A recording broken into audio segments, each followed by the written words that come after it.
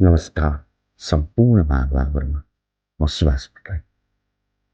तपाईले आफ्नो जिन्दगीलाई कहिले महसुस गर्नुभएको छ? कति तनावपूर्ण छ भने कहिले अत्यन्तै दुःख हुन्छ, कहिले तपाईँ अत्यन्तै व्यस्त हुन्छ। यसको सामान्य एउटा कारण छ। त्यो भनेको हजुरको निड, आवश्यकता र रेस्पोन्सिबिलिटी, जिम्मेवारी बीचमा सन्तुलन कायम नहुनु। आज हामी यही हजुरको निड्स र रेस्पोन्सिबिलिटी बीचमा तारतम्यता अथवा सन्तुलन कायम गर्ने विषयमा सामान्य छलफल गर्नेछौँ र आफ्नो जीवनमा लागू गर्ने प्रयास गर्नेछौँ। जब हाम्रो जिन्दगीमा आवश्यकता धेरै र जिम्मेवारी एकदम कम हुन्छ भने हामी दुःखी र असन्तुष्ट हुन्छौँ, जसले गर्दा हाम्रो आवश्यकता पूरा गर्ने प्रक्रियामा हामीले आफ्नो शिकायत, क्रिटिसिजम गर्न पुग्छौँ अरूको, जसले हाम्रो कमजोरी देखाउँछ। जब हाम्रो जीवनमा आवश्यकता र जिम्मेवारी दुईटै धेरै हुन्छ तब हामी अत्याधिक व्यस्त र सङ्घर्षशील हुन्छ।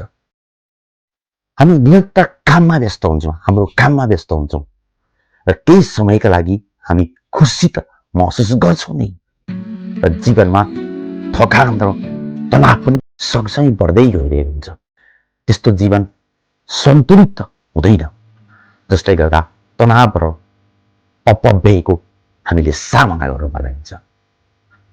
अन्ततः जब आवश्यकता कम र जिम्मेवारी धेरै हुन्छ हाम्रो जीवनमा, हाम्रो जीवन सन्तुलित र उद्देश्यपूर्ण हुन्छ। जब हामी जिम्मेवार स्वीकार्छौँ, आई एम रेस्पोन्सिबल भन्छौँ र चुनौती सामना गर्छौँ र आफ्ना काममा सकारात्मक प्रभाव ल्याउन थाल्छौँ। यसले हामीलाई शक्ति, आत्मविश्वास र पहिचान दिन्छ। हजुरले सुन्नुहोला, जबकि आवश्यकता एकदम थोरै भयो भने हाम्रो मनमा अत्यन्तै शान्त रहन्छ, मन प्रफुल्ल रहन्छ।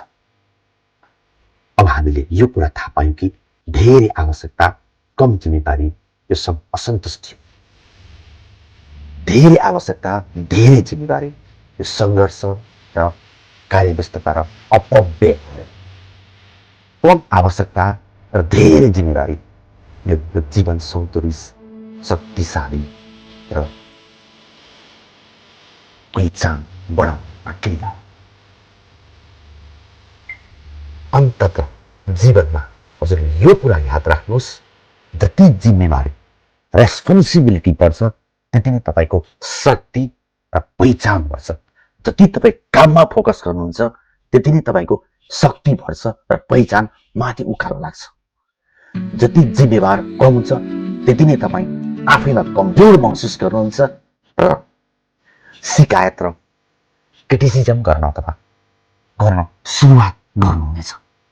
त्यसैले जीवनलाई विवेक र जिम्मेवारीपूर्ण रूपमा अघि बढाउनको लागि तपाईँको जिम्मेवारी र आवश्यकतामा अत्यन्तै सन्तुलन कायम गर्नुपर्ने रहन्छ। यसको सम्पूर्ण रूपमा अत्यन्तै निष्कर्ष के हो भने हजुर जिन्दगीमा कमभन्दा कम आवश्यकता र बढीभन्दा बढी जिम्मेवारीको खोजमा हिँड्नुहोस् र यस्तै अन्य आवश्यक भिडियोहरू हजुरलाई आयो चाहिँ आवश्यक पर्यो भने हामीलाई फलो गर्न र यस च्यानललाई सब्सक्राइब गरिदिनु हुन विनम्र अनुरोध गर्दछु। नमस्कार, धन्यवाद।